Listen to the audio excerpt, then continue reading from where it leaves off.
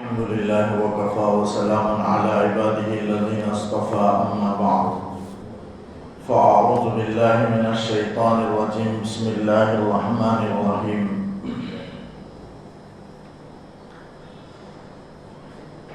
الحمد لله الذي أنزل على عبده الكتاب ولم يجعل له عوجا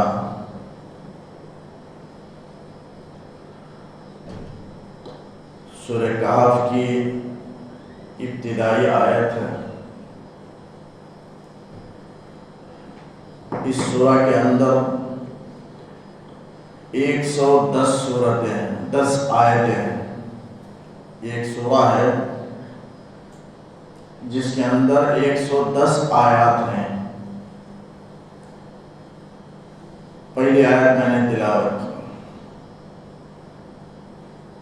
اس آیت کی تفسیر سے قبل میں دو باتیں عرض کرنا چاہتا ہوں۔ ایک سورہ کہف کے شان نزول اور ایک سورہ کہف کی فضیلت۔ سورہ کہف کا شان نزول کیا ہے، سبب نزول کیا ہے، یہ سورت کیوں نازل ہوئی۔ جیسے بعض آیتیں، بعض سورتیں ایسی ہوتی ہیں جن کے نازل ہونے کے سبب ہیں، وجوہات ہیں۔ جیسے مثال کے طور پر حضور نبی کریم صلی اللہ علیہ وسلم کی خدمت اقدس میں کافر آ کر سوال کرنے لگے کہ اپنے رب کے خاندان کو آپ بیان کریں کہ اپنے پروردگار کا کیا خاندان ہے، کتنے اولاد ہیں۔ تو اللہ تعالیٰ نے آیت نازل فرمائی قل هو اللہ احد، سورہ اخلاص، اللہ الصمد لم یلد ولم یولد ولم یکن له کفوا احد۔ وہ اکیلا ہے، اس کی کوئی اولاد نہیں، اس کا کوئی ہمسر اور شریک نہیں، اس کا کوئی ساتھی نہیں۔ اللہ تعالیٰ نے آیت نازل کی، اس کا جواب دیا۔ یہ ہے شان نزول۔ کیوں نازل ہوئی، نازل ہونے کی وجہ کیا ہے، سبب کیا ہے، شان کیا ہے، اسے شان نزول، سبب نزول کہتے ہیں۔ تو شان نزول کیا ہے؟ شان نزول یہ ہے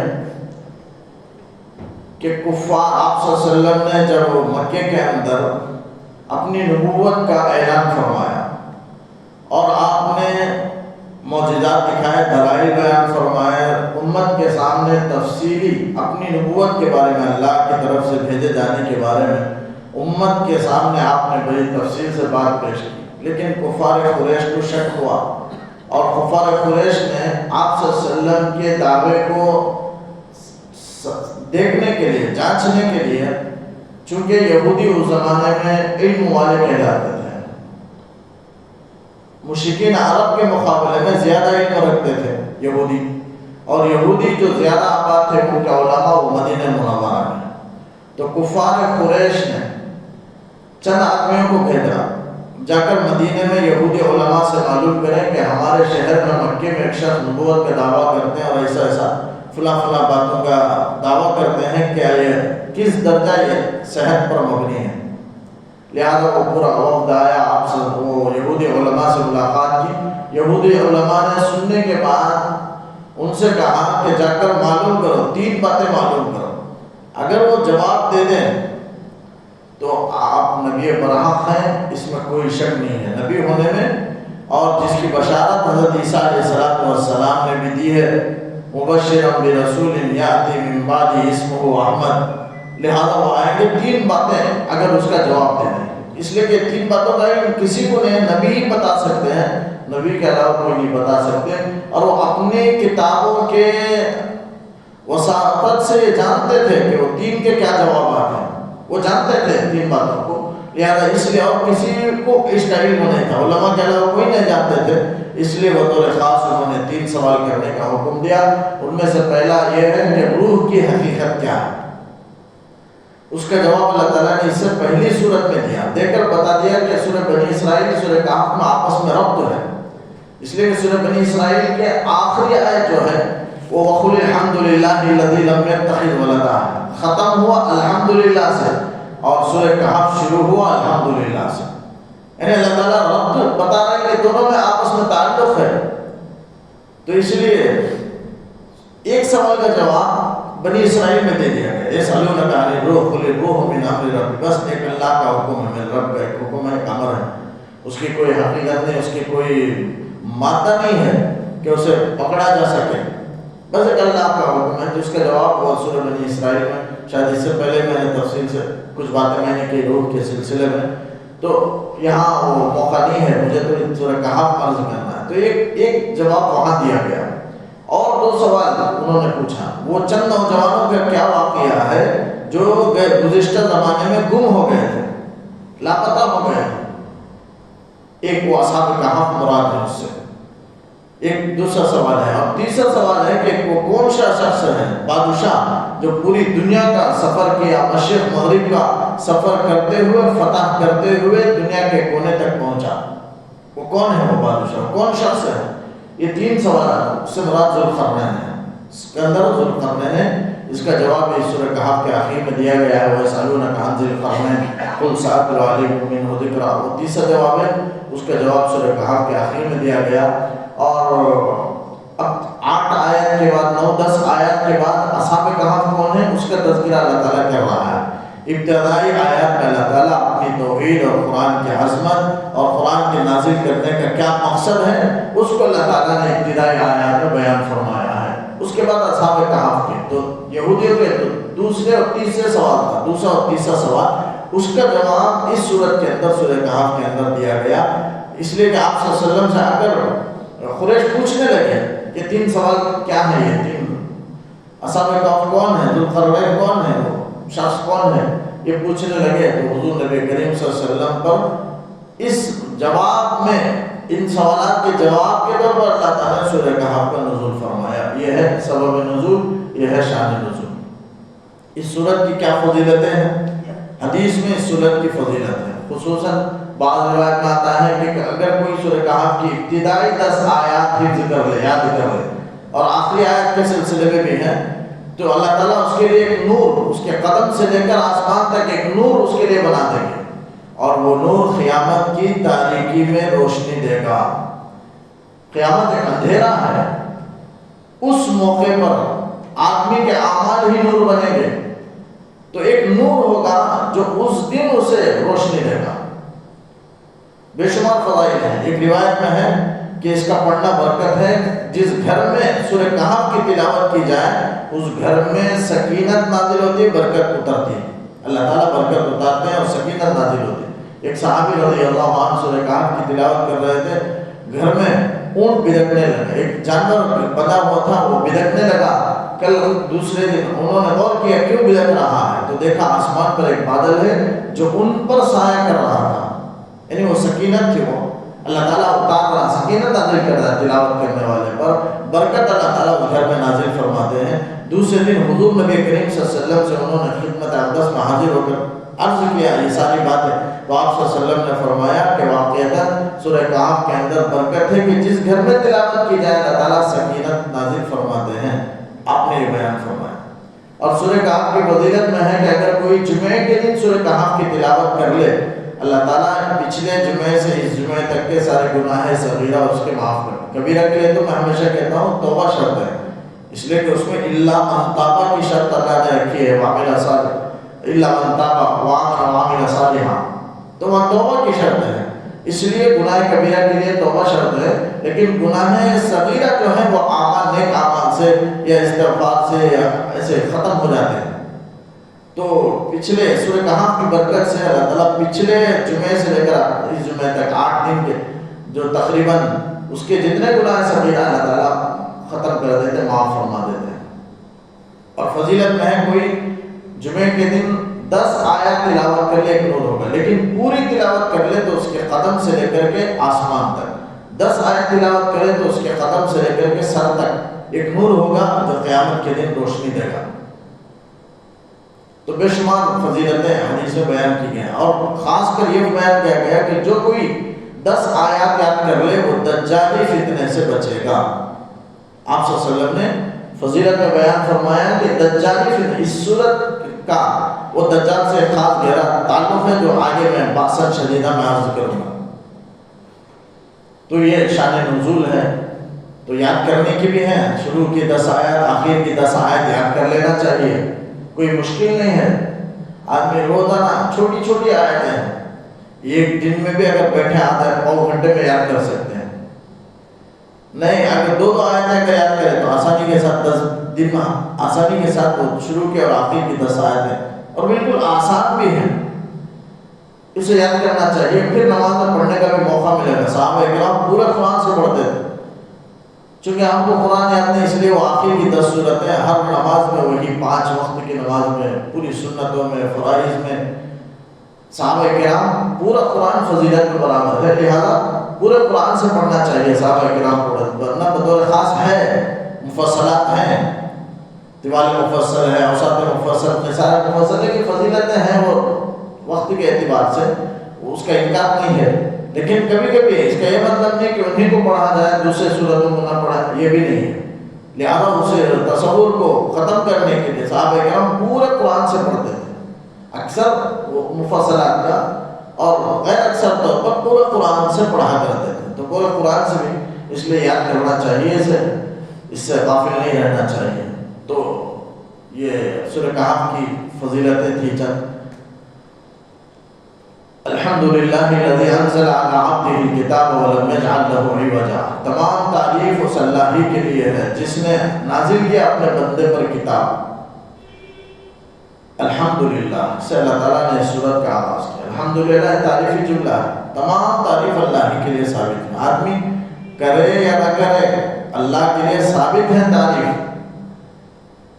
کسی نعمت پر کسی اور کے آدمی تعریف کرے تو اس کے واسطے سے وہ اللہ کی تعریف ہے۔ آدمی ڈاکٹر کی تعریف کرے، فلاں کے پاس اچھا علاج ہوتا ہے تو اس کے واسطے سے وہ اللہ کی تعریف ہے، اس لیے کہ اسے علم فہم اللہ نے دی ہے۔ تو کس نے دی ہے؟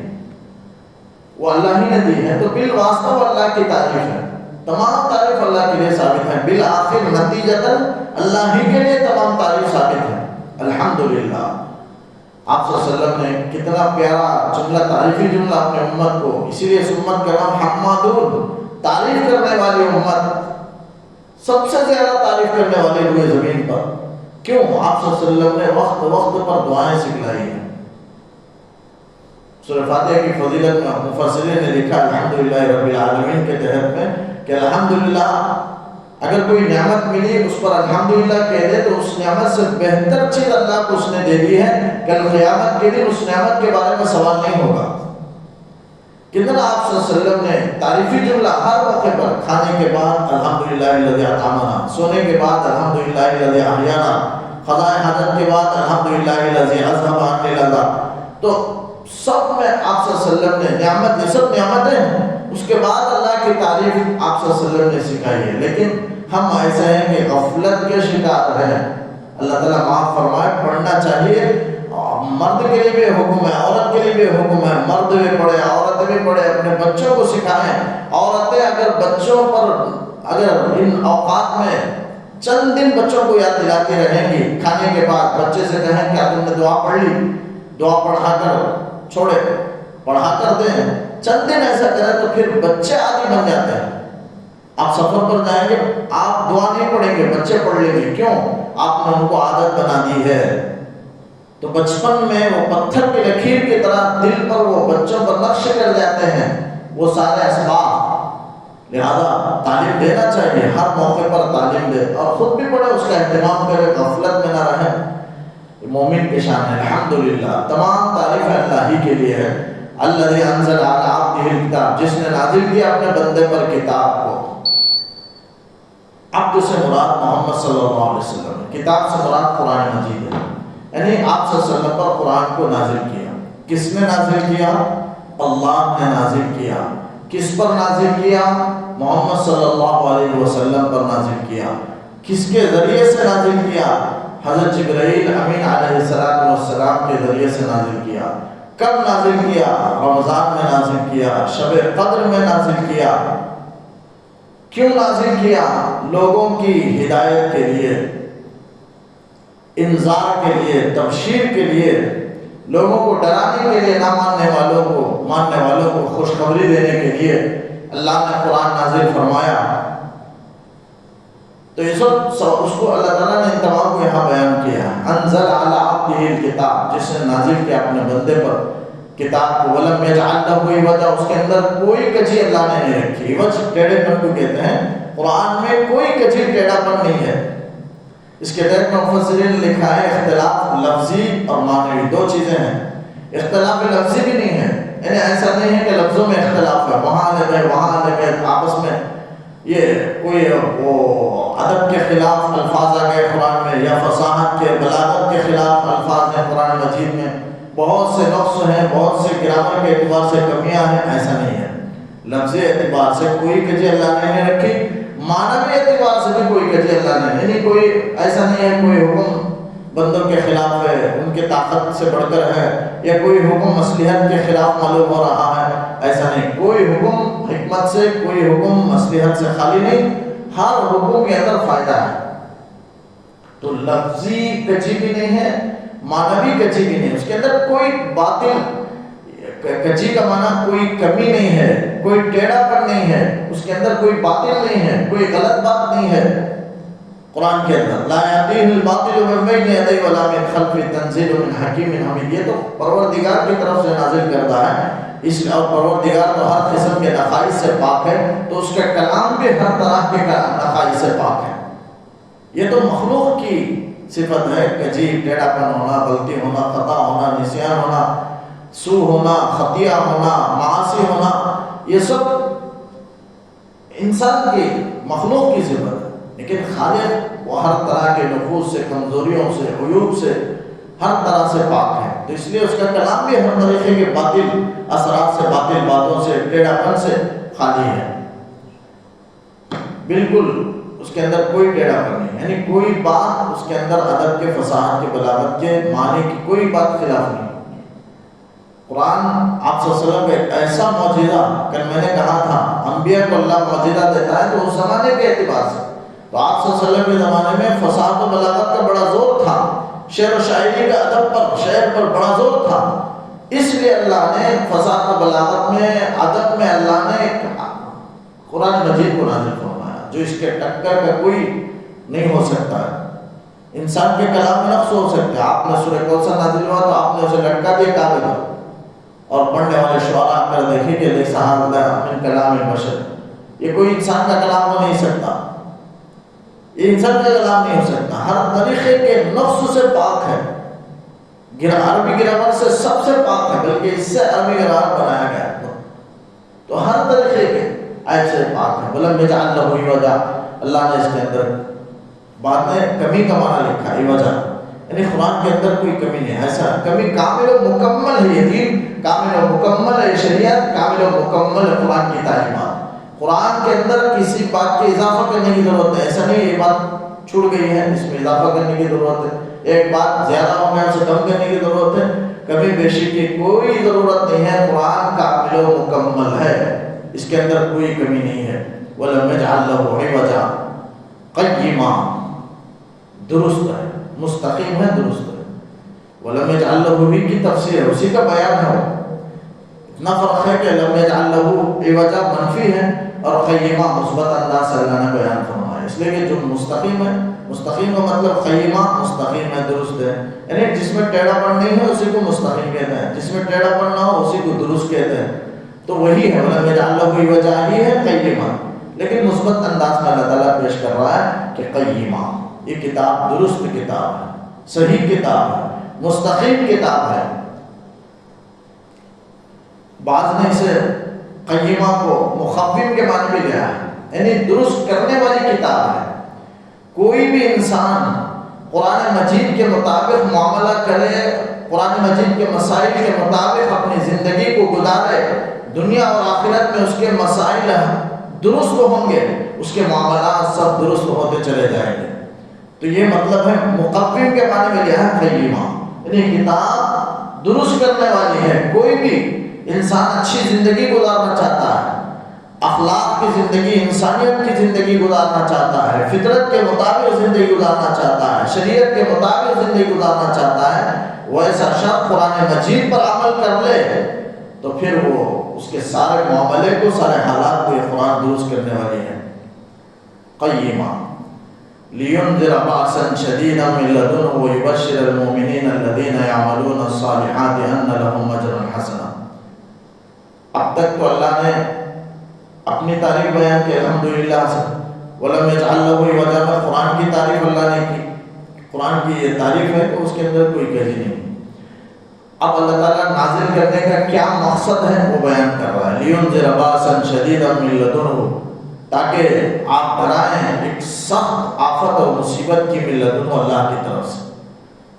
بعض کا معنی عذاب کا بھی آتا ہے، بعض کا معنی جنگ کا بھی آتا ہے، بعض کا معنی فتنہ، آفت، مصیبت کا معنی، جیسے فی البأسائی، مصیبت میں، تنگی میں، فقر میں، فی البأسائی والضراء وحین الباس، اور جنگ کے وقت میں، تو بعض کا معنی جنگ کا بھی آتا ہے، تو جنگ کے وقت میں، تنگی میں، یہاں مراد ہے سخت فتنہ، مصیبت میں، پریشانی میں، تنگی میں۔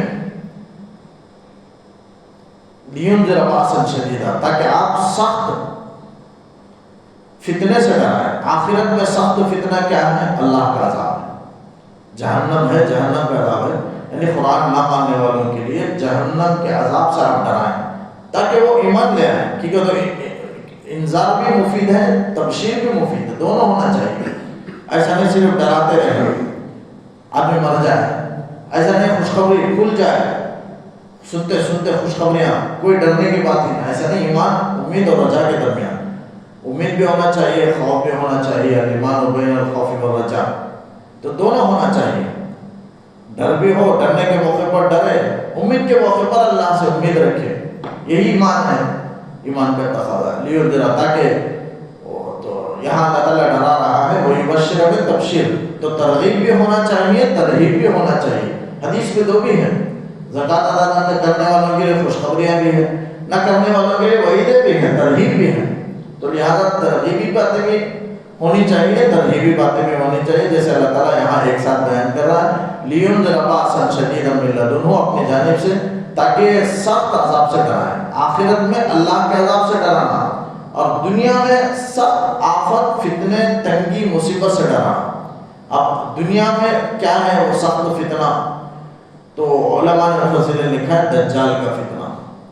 اسی لیے دجال کے فتنے سے حفاظت سورہ کہف جو پڑھ لیتا ہے، اللہ تعالیٰ دجالی فتنے سے، اس کے اثرات سے، اس کے ضرر سے، اس کے شر سے اللہ تعالیٰ حفاظت کر لیتے ہیں، اس لیے کہ اس کا تعلق ہے اس سے۔ باسط شدیدہ سے مراد دجالی فتنہ۔ اب دجال میں دو قسم کے دجال، ایک تو شیطان جیسے ہم کہتے ہیں، ہر سرکش کو شیطان کہتے ہیں، یہ تو عام معنی ہے، اور ایک شیطان ہے جس کو آگ سے اللہ نہ بنائے، وہ خاص شیطان ہے، اسے شیطان کر کے کہتے ہیں۔ ایسا عام ایک ہے، خاص ایک ہے، ویسے یہاں بھی عام ایک خاص ہے۔ بالعموم دیکھا جائے تو دجال جو بھی جھوٹے نبوت کا دعویٰ کرنے والا ہے وہ کذاب ہے، دجال ہے۔ جیسا آپ نے فرمایا سلاسون کذابون دجالون، سلاسون دجالون، سلاسون کذابون، آپ نے بیان فرمایا۔ کذابون جھوٹے، اور دجال دجل سے، دجل کے بارے میں فرق کیا ہے، دھوکہ کیا ہے، 30 دھوکہ دینے والے ہیں، یعنی آپ صلی اللہ علیہ وسلم جھوٹے نبوت کے دعویٰ کرنے والے کی طرف اشارہ کر رہے ہیں کہ وہ شیطان ہے، وہ دھوکہ دینے والے ہیں۔ سلاسون دجالون، سلاسون کذابون ہیں، 30 جھوٹے ہیں، قیامت تک 30 جھوٹے نبوت کا دعویٰ کرنے والے پیدا ہوں گے۔ یہ آپ کی پیشن گوئی ہے اور ہو چکا، اب تک ہو رہا ہے، اور 11 باقی ہیں، 19 ہو چکے ہیں، 19 یا 20 خود نبوت کے دعویٰ کرنے والے۔ آپ صلی اللہ علیہ وسلم کے زمانے میں اسود عنسی ہے، مسلمہ کذاب، یمن کے اندر اسود عنسی، اور مکے کے اندر مسلمہ کذاب، آپ کے زمانے میں موجود رہتے ہوئے اس نے نبوت کا دعویٰ کیا، حضرات صحابہ اس کے ہاتھ سے ختم بھی ہوئے، اس سے جنگ بھی کیے مسلمہ کذاب سے۔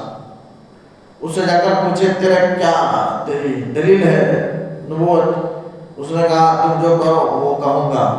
چنانچہ آنکھ کی ٹیڑھا تھا، کانا، اس کو لے کر کے اس کے سامنے حاضر کیے، یہ آنکھ اچھی تھی، ایک آنکھ اس کا کانا، کہا اسے درست کر دیں، تو اس نے ہاتھ پھیرا، دوسری آنکھ بھی کانی ہو گئی، وہ دونوں آنکھ کانے ہو گئے، جھوٹے ہونے کی دلیل مل گئی۔ بہرحال جو بھی دعویٰ کرتے ہیں صرف دنیا کے خاطر، دنیا کے حرص میں، عہدے کے لالچ میں، مال و دولت کے نشے میں، اور اس کی حرص میں یہ دعویٰ کرتے ہیں۔ جیسے ہدایت کی کتاب پڑھائی جاتی ہے ہمارے مدارس کے اندر، اس میں 3 واقعہ جھوٹے نبوت کی دعویٰ کرنے والے کا واقعہ لکھا گیا ہے، 2 واقعہ۔ ایک واقعہ ایک شخص نبوت کا دعویٰ کیا، بادشاہ کے سامنے حاضر کیا گیا، بادشاہ نے پوچھا کیوں؟ تو اس نے کہا، بادشاہ نے پوچھا کہ وہی آتی ہے، وہی آتی ہے۔ تو بادشاہ سمجھ لیا کھانے کی وجہ سے بھوکا ہے، مال کا حریص ہے، لالچی ہے، اٹھا کر اپنے مطبخ میں بھیج دیا، یعنی جہاں پکانے کی جگہ ہے، بادشاہ کے کھانے پکتے ہیں، وہاں بھیج دیا مطبخ میں۔ اور وہ چند دن تھا، 2-3 دن لذیذ کھانے اسے ملتے رہے۔ بادشاہ نے کہا کہ اپنے میرے کھانے میں سے اسے بھی کھلاتے رہو، لذیذ کھانے ملتے رہے تو کھا رہا ہوں۔ جب وہ سیراب ہو گیا 3 دن کے بعد پھر بادشاہ بلایا کہ آپ بھی وہی آتی ہیں؟ تو اس نے کہا ہاں وہی آتی ہے۔ تو بادشاہ نے پوچھا کیا وہی آتی ہے؟ تو اس نے کہا یہی وہی آتی ہے کہ مطبخ ہی میں رہو۔ تو ایسا پھر ایک واقعہ اس میں حکایت حدیث کے اندر لکھا ہے، ایک شخص حاضر کیا گیا نبوت کے دعویٰ، بادشاہ نے پوچھا کیا؟ تو اس نے کہا میں نبی ہوں۔ تو بادشاہ نے کہا کیا دلیل؟ تو اس نے کہا میں آپ کے دل میں جو ہے وہ کہہ سکتا ہوں۔ تو بادشاہ نے کہا بتاؤ میرے دل میں کیا ہے؟ تو اس نے کہا آپ کے دل میں یہ ہے کہ آپ مجھے جھوٹا سمجھ رہے ہیں۔ تو اس طرح یہ مال کے حرص میں وہ کوشش کرتے ہیں سب جھوٹے ہیں۔ بہرحال آپ صلی اللہ علیہ وسلم نے پیشن گوئی فرمائی 30 دجال آئیں گے قیامت، اس میں سے 19 آ چکے ہیں۔ اب قریب میں شکیل بن حنیف کا فتنہ بھی ہے جو پھیل رہا ہے، ہمارے کرناٹک میں ویلور تک پہنچ چکا ہے وہ فتنہ، اور اس کے ماننے والے بہت سے ہیں۔ آپ صلی اللہ علیہ وسلم کو چھوڑ کر جھوٹے نبوت کا دعویٰ کرنے والے، اسے نبی ماننے والے آج بھی ایسے احمق دیوانے بے علم نادان آج بھی موجود ہیں۔ یہ سب بہرحال ہماری کوتاہی ہے، دین کی باتیں، نبوت کی، رسالت کی، توحید کی باتیں ہم نے اب تک دوسروں کے سامنے پیش نہیں کی۔ اللہ تعالیٰ جرم عظیم کو معاف فرمائے۔ لِيُنذِرَ بَأْسًا شَدِيدًا مِّن لَّدُنْهُ، اپنی طرف سے تاکہ سخت فتنے سے ڈرائیں۔ تو سخت فتنہ وہ دجال کی فتنہ، ایک تو دجال ہے وہ بالعموم 30 دجال، اور ایک ہے خاص دجال جس میں حدیث میں آپ صلی اللہ علیہ وسلم ایک مرتبہ صحابہ کرام مسجد میں بیٹھے ہوئے تھے، آپس میں گفتگو کر رہے تھے۔ آپ صلی اللہ علیہ وسلم تشریف لائے، صحابہ سے پوچھا کیا گفتگو کر رہے تھے؟ آپ صحابہ نے فرمایا قیامت کے سلسلے میں، اس کے علاوہ ہم بحث کر رہے تھے۔ آپ صلی اللہ علیہ وسلم نے فرمایا قیامت اس وقت تک قائم نہیں ہوگی جب تک کہ تم بڑی 10 نشانیاں نہ دیکھ لو۔ اس میں آپ صلی اللہ علیہ وسلم نے دھواں کا ذکر فرمایا تفصیل کے ساتھ، پھر دوسرے نمبر پر آپ نے دجال کا ذکر فرمایا۔ وہ دجال مراد ہے یہاں پر، وہ جسے اللہ تعالیٰ مومنوں کا امتحان لینے کے لیے، انسانوں کا امتحان لینے کے لیے رب کا جو اختیارات ہوتے ہیں سارے اختیارات اللہ اسے دے دیں گے، تاکہ آزمائے بندوں کو، اس کے بندوں کو کہ کون مومن ہے، کون کافر ہے، کون دجال کو مانتا ہے، کون اللہ کے اختیارات پر یقین رکھتا ہے۔ اللہ تعالیٰ دیکھنا چاہتے ہیں، پورا اختیار دے دیں گے، یہاں تک کہ وہ مردے کو زندہ کرے۔ حضرت عیسیٰ علیہ السلام کا معجزہ ہے، وہ مردے کو زندہ کرے گا، وہ زندہ آدمی کو 2 ٹکڑے کر دے گا، پھر اٹھا کر کھڑا کر دے گا، یہ ساری چیزیں کرتا رہے گا۔ لیکن یہ سب دھوکہ ہے آگ کا، اللہ تعالیٰ وقتی طور پر دے دیں گے، سارے اختیارات دیں گے۔ اس کے پیشانی پر کاف فارا بھی لکھا ہوگا، کافر مومن اسے محسوس کر لے گا، مومن پڑھ لے گا، چاہے پڑھنا جانتا ہو یا نہ جانتا ہو، لیکن مومن اسے دیکھے گا تو اس کے پیشانی پر وہ لکھا ہوا ہوگا، پڑھ لے گا۔ آپ صلی اللہ علیہ وسلم نے اس کی علامت بیان فرمائی کہ اس کی 2 آنکھیں ہوں گی، تو مطلب ہے کہ وہ شخص ہے، وہ کوئی انسان ہی ہے، کوئی دوسرا نہیں ہے۔ جیسے یاجوج ماجوج چھوٹے خط کے انسان ہیں، ویسے دجال بھی انسان ہی ہے۔ عیسیٰ علیہ السلام اسے قتل کریں گے، بہرحال اس کی انگور کے دانے کی طرح ایک آنکھ اس کی ابری ہوئی ہوگی، اور ایک آنکھ اس کا کانا ہوگا، ایک آنکھ سے دائیں ہاتھ سے وہ کانا ہوگا۔ آپ صلی اللہ علیہ وسلم نے یہ ساری علامات نشانیاں بیان فرمائی ہیں۔ یعنی دجال کون ہے اس کا بھی مختصر میں نے تذکرہ کر دیا۔ اس دجالی فتنے سے حفاظت آپ نے کا وعدہ فرمایا، جو کوئی 10 آیات یاد کر لے اللہ تعالیٰ اس کے فتنے سے اس کی حفاظت فرمائیں گے، تاکہ ڈرائیں سخت فتنے سے اللہ کی جانب سے۔ وَيُبَشِّرَ الْمُؤْمِنِينَ الَّذِينَ يَعْمَلُونَ الصَّالِحَاتِ أَنَّ لَهُمْ أَجْرًا حَسَنًا، تاکہ مومنوں کو خوشخبری دیں جو نیک عمل کریں، جو نیک عمل کیے ہوں ان کے لیے اجر حسن ہے۔ اجر حسن سے مفسرین نے لکھا جنت مراد ہے، یعنی اللہ تعالیٰ ان کے لیے اجر حسن رکھا ہے۔ نیک عمل، ایمان لائے، نیک عمل کیے تو اللہ تعالیٰ کسی بھی نیک عمل کرنے والے کو لا یضیع اجر المحسنین، اجر کو اللہ ضائع نہیں کرتے، تھوڑا ذرہ برابر بھی کیا اللہ تعالیٰ اسے دیں گے، اس کا بدلہ اپنے انسان سے وہ بدلہ پہنچ کر رہے گا، انسان کو مل کر رہے گا، جزا ہو یا سزا ہو دونوں ملیں گے۔ اللہ تعالیٰ نے نیک عمل کرنے والوں کے لیے اجر حسن رکھا ہے جنت۔ اب یہاں پر سوال ہوتا ہے نیک عمل پر جنت، ویسے بہت ساری آیات ہیں، ظاہر میں وہی ہے، نیک عمل ہی کے بدلے میں اپنے اعمال صالحہ کی برکت سے دخول جنت ہوگا۔ یہ آیتوں کے ظاہر سے معلوم ہوتا ہے، لیکن یہ سبب ظاہری ہے، ایک سبب حقیقی ہے، دو ہے، سبب حقیقی ہے، سبب ظاہری ہے، اور دونوں ضروری ہیں۔ سبب ضروری ہے، حقیقی یہ ہے کہ اللہ کے فضل سے ہی آدمی جنت میں جائے گا۔ جب تک کسی کے ساتھ اللہ کا فضل نہیں ہوگا جنت میں نہیں جا سکتا، یہ سبب حقیقی ہے۔ سبب ظاہری نیک اعمال ہے، اور یہ دونوں ضروری ہیں۔ ضروری کا مطلب ہے کہ آدمی یہ نہیں کرے کہ میں تو اللہ کے فضل سے آدمی جنت میں جائے گا اس لیے میں عمل نہیں کروں گا، عمل سے تو نہیں جاتا، ایسا نہیں ہے، بلکہ دونوں ضروری ہیں، سبب حقیقی اور سبب ظاہری، دونوں سے آدمی جنت میں جائے گا، لہذا دونوں ضروری ہیں۔ لیکن ان میں سب سے پہلا درجہ فضل کا ہے، فضل خدا مندی سے آدمی جنت میں جائے گا۔